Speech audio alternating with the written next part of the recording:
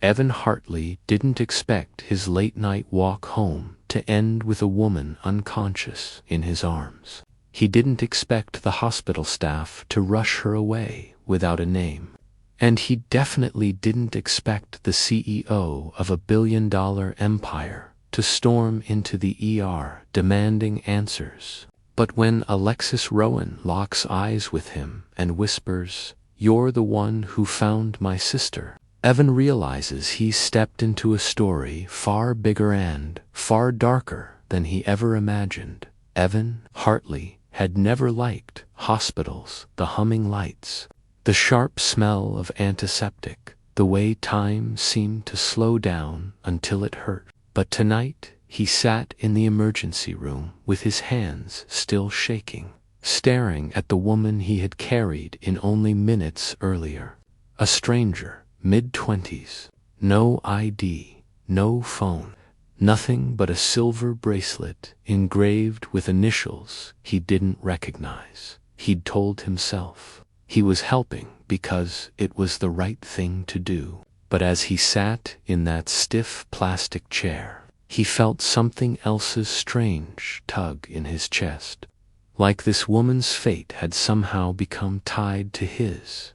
Nurses rushed around him. Machines beeped from behind curtains.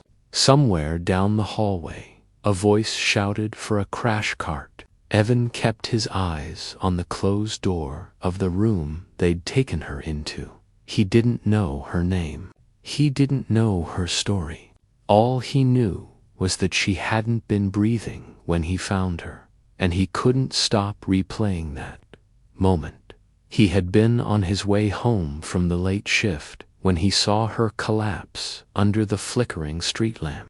No one else noticed, not the teenagers cutting through the alley, not the delivery drivers speeding past, not the pedestrians glued to their phones. But Evan noticed, and he reacted before his mind even caught up. He was alone in a place he never wanted to be, waiting for news that didn't belong to him, until the sliding doors of the ER burst open.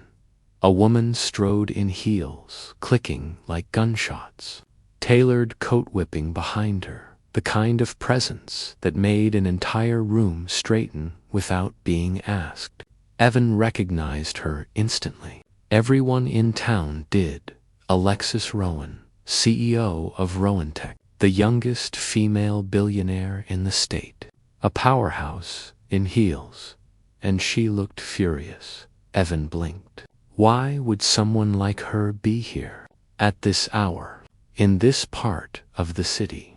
She marched straight to the nurse's station, her controlled voice slicing clean through the air. "I got a call. Someone found my sister." Evan froze. Her sister.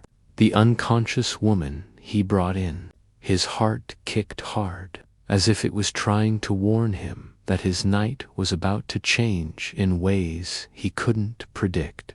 The nurse pointed down the hall, and Alexis spun, already moving. "Wait," Evan said, before he could stop himself. She turned. Her sharp blue eyes landed on him like a spotlight. "You're the one who found her?" she asked.